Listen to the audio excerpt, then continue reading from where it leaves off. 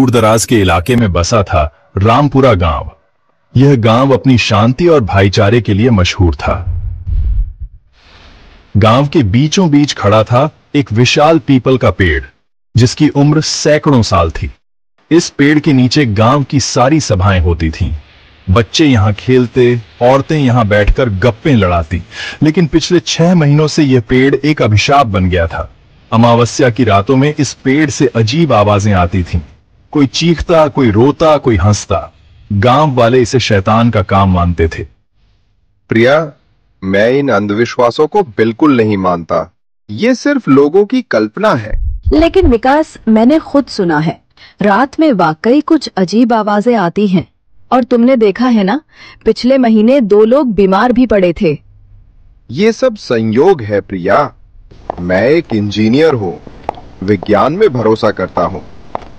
पापा, आज स्कूल में राजू ने कहा कि पीपल के पेड़ में एक चुड़ैल रहती है।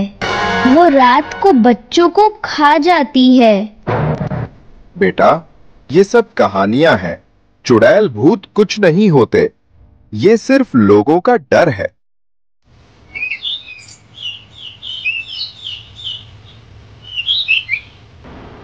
भाइयों, ये कोई मामूली बात नहीं है। पीपल का पेड़ हमारे गांव की आत्मा है। अगर वहां कुछ गलत हो रहा है तो पूरे गांव पर खतरा है। पंडित जी, आपको क्या लगता है, ये क्या हो सकता है? मुझे लगता है किसी की आत्मा वहां भटक रही है।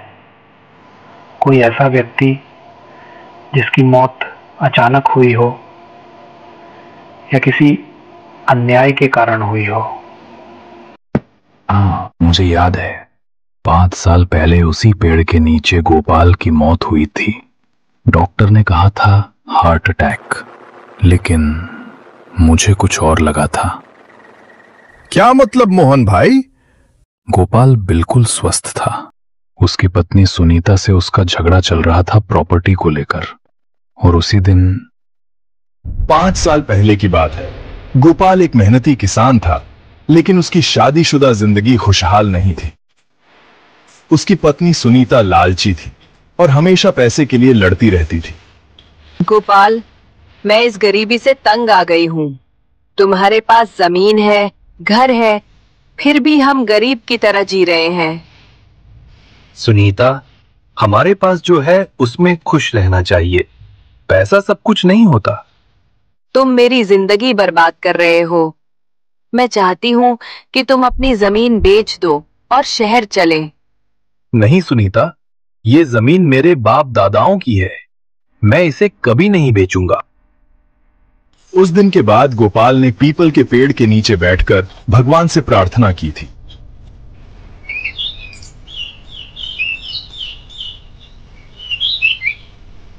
लेकिन अगली सुबह वह वहीं मृत पाया गया।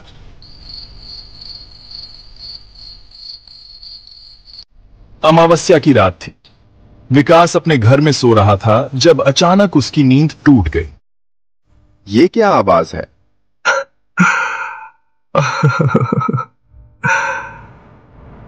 विकास, तुमने सुना? शायद कोई जानवर होगा या फिर हवा की आवाज।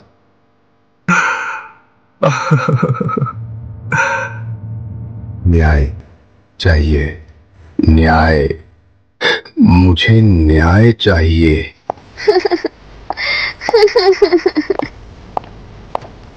पापा, मैं डर गया हूँ। कुछ नहीं है बेटा, सो जाओ। लेकिन विकास के मन में भी डर बैठने लगा था।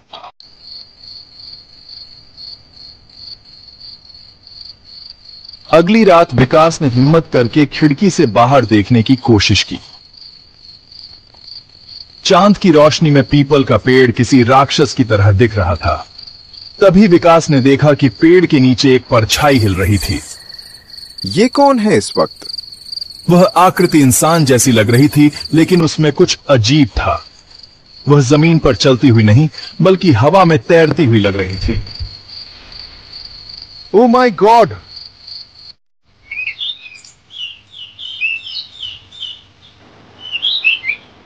अगली सुबह विकास ने गांव के बुजुर्गों से मिलने का फैसला किया।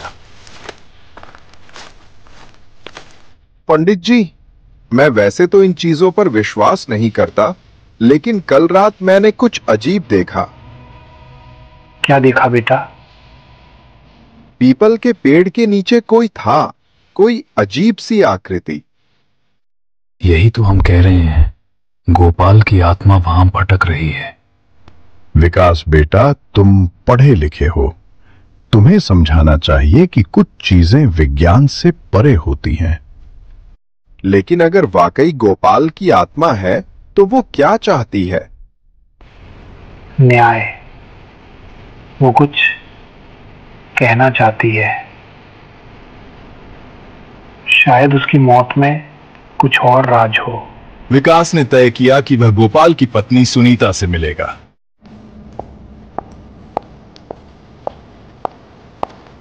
नमस्ते सुनीता जी, मैं विकास हूं।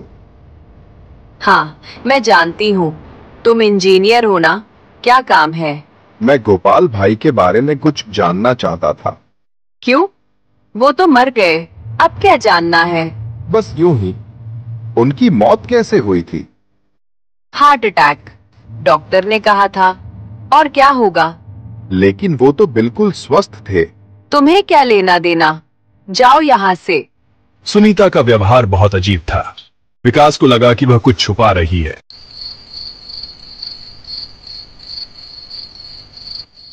उस रात विकास ने तय किया कि वह खुद पीपल के पेड़ के पास जाकर सच्चाई जानेगा। अगर कुछ है तो आज पता चल जाएगा।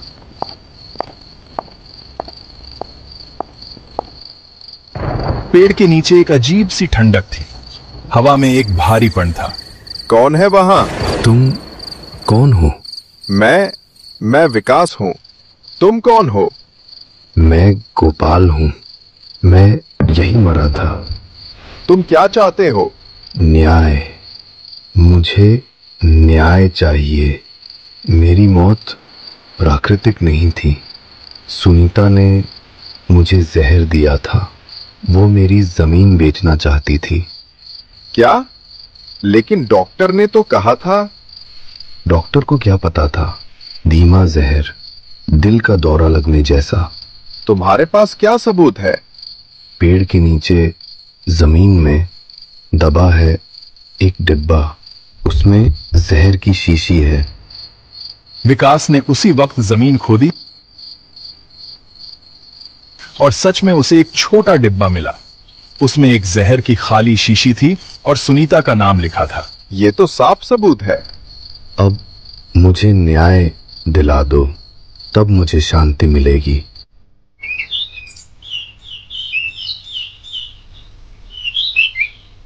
अगली सुबह विकास ने पुलिस को बुलाया और सारी बात बताई।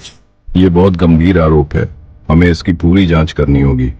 मैंने कुछ नहीं किया, ये सब झूठ है। लेकिन जब पुलिस ने डिब्बे की जांच कराई तो उसमें से गोपाल के फिंगरप्रिंट और जहर के निशान मिले। हाँ, मैंने किया था। मैं उस गरीबी से तंग आ गई थी। मैं बस चाहती थी कि वो जमीन बेच दे।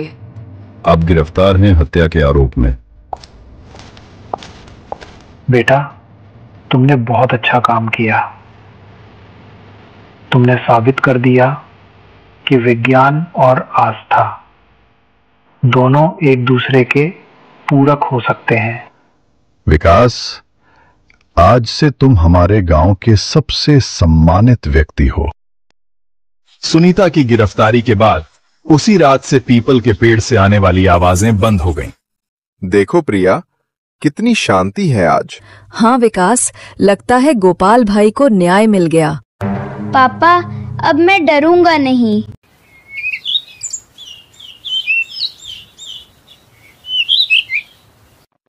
पंडित जी, मैंने आज सीखा कि कुछ चीजें विज्ञान से परे होती हैं, लेकिन उनका भी एक तर्क होता है।